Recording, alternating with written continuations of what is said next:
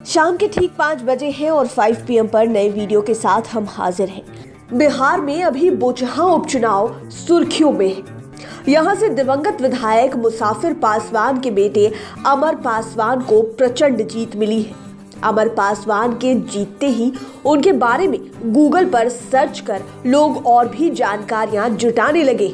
इसी में ये भी बात सामने आई कि अमर पासवान ने दूसरे धर्म में शादी की है। ऐसे में 5 PM के 5 का तड़का में हम आपको बिहार के उन टॉप 5 पॉलिटिशियंस के बारे में बताएंगे जिन्होंने दूसरे धर्म में ब्याह रचाया है। सबसे पहले अमर पासवान की ही बात कर लेते हैं। अमर पासवान बोचहां उपचुनाव को लेकर छाए हुए हैं। इन्हें बोचहां के इतिहास में प्रचंड जीत मिली है। इन्हें अपने दिवंगत पिता मुसाफिर पासवान से बहुत ज्यादा वोट तो आए ही, उनसे ज्यादा अंतर से ये जीते भी हैं। इसके बाद से ही हर कोई अमर पासवान के बारे में जानने के लिए गूगल सर्च कर रहा है। दरअसल उनके चुनाव प्रचार में नेता प्रतिपक्ष तेजस्वी यादव ने कहा था कि अमर पासवान और हम में कई समानताएं हैं। इसमें एक समानता ये भी है कि हम लोग जात पात से ऊपर उठकर सोचते हैं। मैंने ईसाई लड़की से शादी की तो अमर पासवान ने सिख लड़की से विवाह किया है। अमर सभी जाति धर्म के लोगों का ख्याल रखेंगे। दरअसल अमर पासवान शुरू से ही जमशेदपुर में रहे हैं। उन्होंने उसी शहर में पढ़ाई भी की। ये मानगो के संकोसाई में अपने जीजा रमाकांत पासवान के साथ रहते थे। इसी दौरान अमर ने सिद्धगोड़ा स्थित SDSM स्कूल में 2005 से 2007 तक पढ़ाई की। +2 करने के बाद ये इंजीनियरिंग की पढ़ाई के लिए बैंगलोर चले गए। जमशेदपुर में ही पढ़ाई के दौरान पंजाबी परिवार की लड़की हरपिंदर कौर से दोस्ती हुई। हरपिंदर सिद्धगोड़ा के ही 10 नंबर बस्ती में रहती थी। दोनों में प्रेम हुआ तो उन्होंने हरपिंदर कौर से लव मैरिज कर लिया। आपको बता दें कि अमर पासवान 9 भाई बहनों में सबसे छोटे हैं। इनकी बड़ी 7 बहनें और 2 भाई हैं। अमर पासवान की पत्नी हरपिंदर कौर ने भी MBA किया है। चुनावी हलफनामे के मुताबिक अमर पासवान करीब 15 करोड़ की संपत्ति के मालिक हैं। पत्नी हरपिंदर के नाम पर 1,35,000 रुपए कैश और 31 लाख की जमीन है। इस लिस्ट में अमर पासवान 5वें नंबर पर है। बिहार के डिप्टी CM रहे सुशील कुमार मोदी दूसरे धर्म में शादी करने वाले पॉलिटिशियंस की लिस्ट में 4थे नंबर पर है। इन्होंने ईसाई धर्म मानने वाली जेसी जॉर्ज से शादी की है। ये शादी भी लव मैरिज थी। बताया जाता है कि सुशील मोदी और जेसी की मुलाकात रेल जर्नी के दौरान हुई। जेसी बाद में जेसी मोदी लिखने लगी। सुशील मोदी की पत्नी शिक्षिका है। रेल जर्नी में दोस्ती होने के बाद दोनों में मिलना जुलना शुरू हुआ। इस शादी में धर्म परिवर्तन की नौबत आई ही नहीं।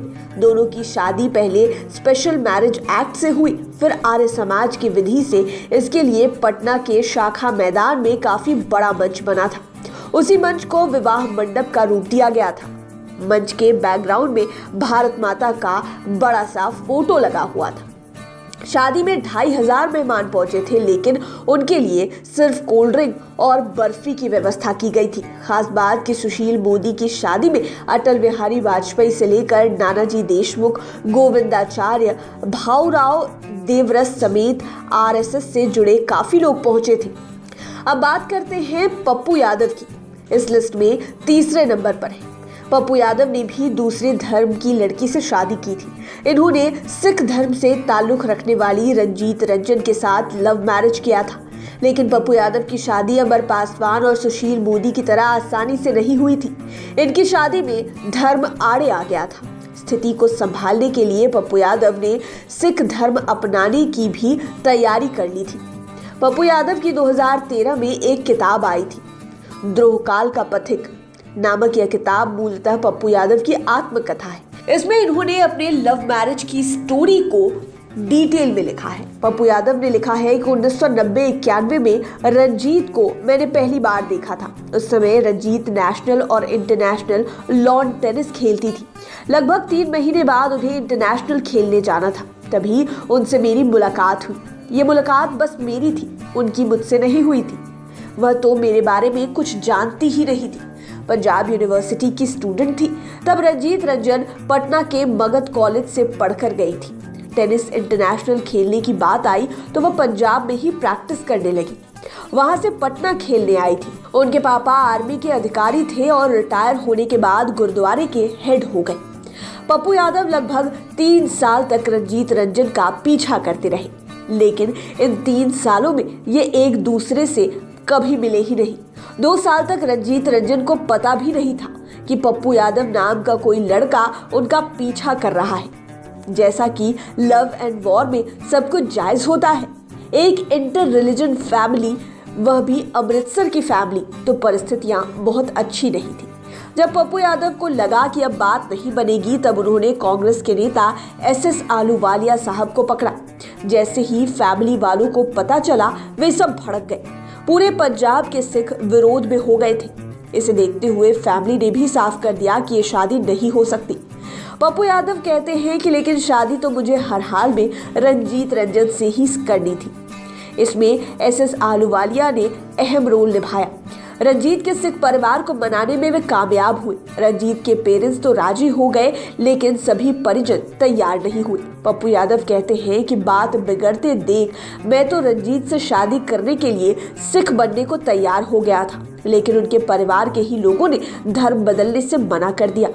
ससुराल पक्ष के लोगों ने साफ कह दिया कि ऐसा करने की जरूरत नहीं है, जो जैसा है वैसे ही रहे। इसके बाद हमारी शादी पूर्णिया के गुरुद्वारे में सिख धर्म के अनुसार हुई। साथ ही आनंद मार्गी रस्मों रिवाज के साथ भी शादी हुई। 1994 में हुई उस शादी समारोह में लालू यादव, देवीलाल जैसे बड़े बड़े नेता पहुंचे थे। बिहार के कद्दावर नेता शाहनवाज हुसैन ने भी जाति धर्म की सीमाओं को लांघ कर शादी की थी। इन्होंने तो मजहब की भी दीवार तोड़ दी, समाज को एक पॉजिटिव मैसेज दिया। मुस्लिम समुदाय से आने वाले शाहनवाज हुसैन के लिए आसान बात नहीं थी कि वह हिंदू धर्म की लड़की से शादी करे, वह भी उस समय जब देश में दोनों समुदायों में करवाहट चरम पर थी।